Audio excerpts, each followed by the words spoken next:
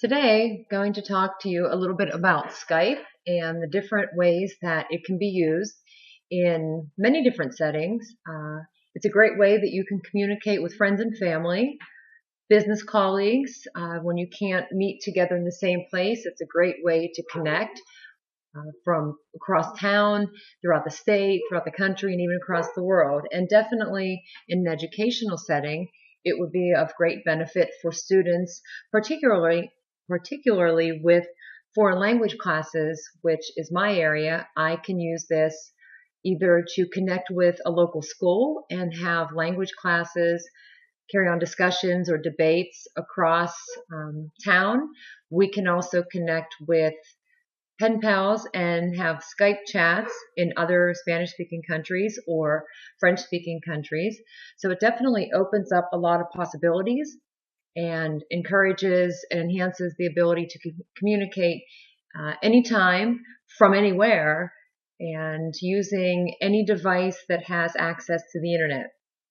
The first thing that you want to do to get set up with Skype is make sure that you have an account, and the way to do that is to go to the website skype.com, and when you get to the screen, you have Get Skype. So if you click that, it'll bring up the next screen, which tells you that you can use one account on all of your devices.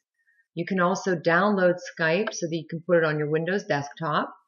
It explains the system requirements, or if you have something else besides Windows, then it also gives you other versions that you can use.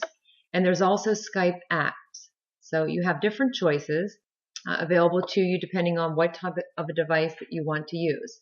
So once you've created an account, you want to sign in, and I'm going to switch to the desktop where I have it already set up, and I enter my username, which is there, and my password, and sign in. And setting up an account is really easy. It just takes a minute or two. Once your screen loads, you have some different things that you can see right off the bat.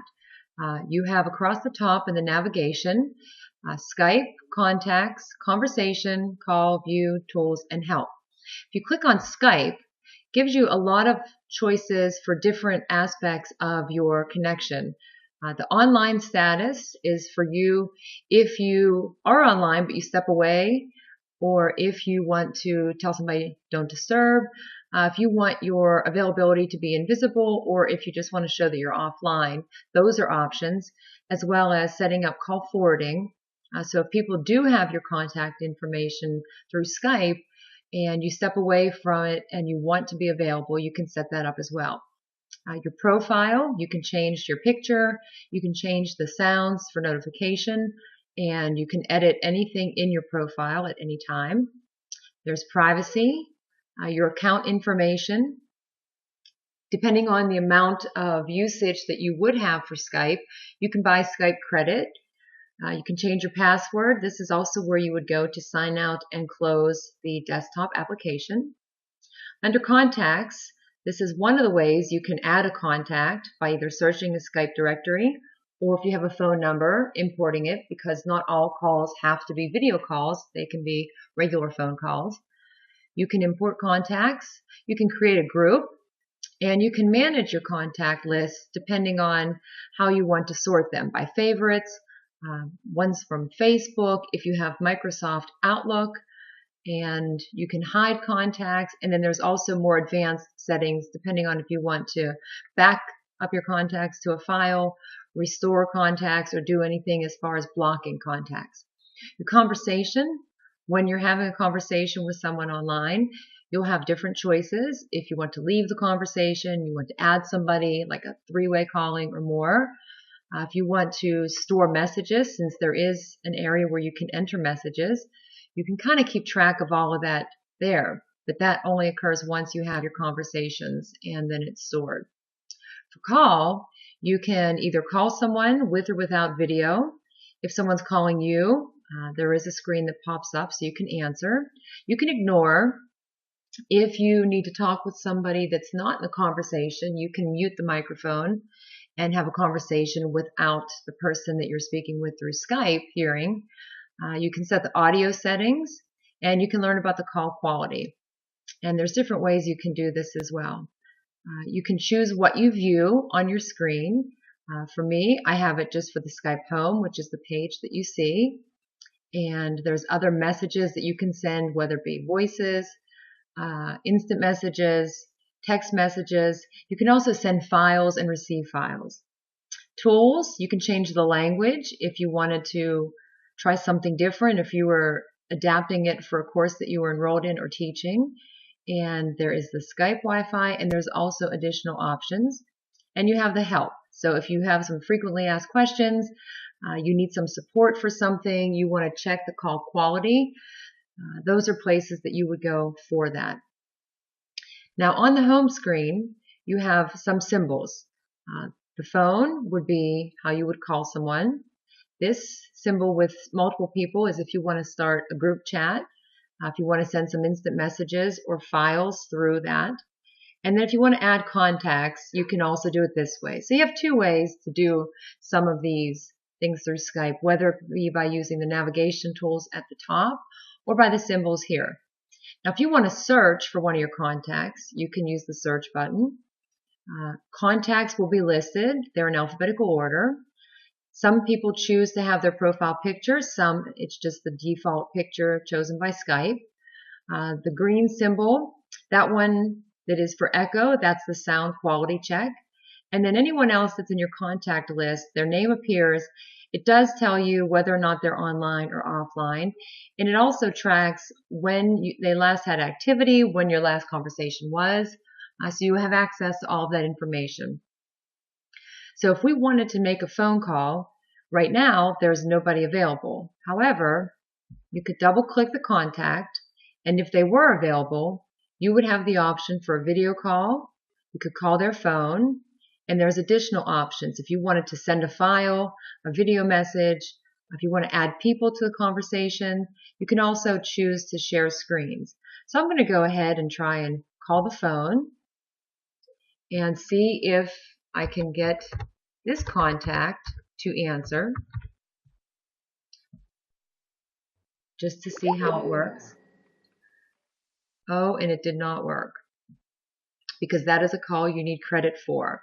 So unfortunately, since he is not online, we cannot make a video call.